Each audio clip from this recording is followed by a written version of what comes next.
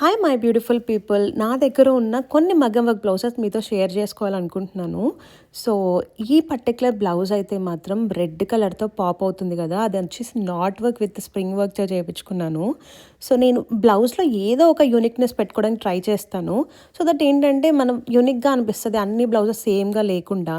And ఈ particular blouse అయితే ఇదైతే నేను రీసెంట్‌గా మగ్గం వర్క్ చేపించుకున్న బ్లౌజు.